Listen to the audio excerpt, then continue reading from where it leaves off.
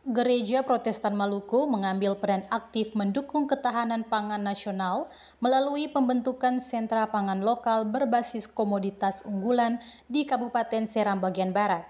Program ini melibatkan dua klasis, yakni klasis Seram Barat dan klasis Taniwel. Sekretaris Umum GPM Pendeta Zakarias Ishak Sapulete menjelaskan bahwa kedua wilayah tersebut memiliki potensi lahan yang luas dan cocok untuk pengembangan pangan lokal. Di klasis Seram bagian Barat, kegiatan diawali dengan penanaman padi ladang atau padi gogo di Desa Morekau.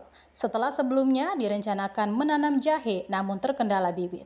Sementara di klasis Taniwel dilakukan penanaman anakan pisang. Gerakan menanam ini telah menjadi bagian dari program gereja selama 1 dasawarsa dan kini disinergikan dengan program pemerintah pusat untuk memperkuat ketahanan pangan nasional.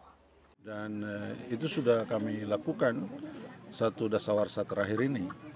Jadi dia sejalan sebetulnya dengan program pemerintah pusat saat ini.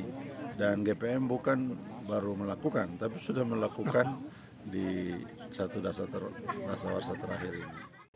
Pemerintah Kabupaten Seram bagian Barat menyambut baik inisiatif ini.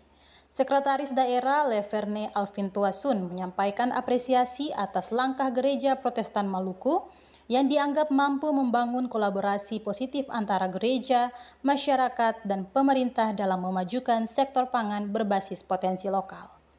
Karena langkah-langkah ini sinergis dengan langkah-langkah dari pemerintah pusat, yaitu bagaimana swasembada pangan, kemudian langkah-langkah dari pemerintah provinsi, yaitu bagaimana bisa menghidupkan pangan-pangan lokal ini, dan langkah-langkah yang sementara digalakan oleh pemerintah daerah juga untuk menghidupkan pangan lokal masing-masing desa dengan ciri pangannya masing-masing.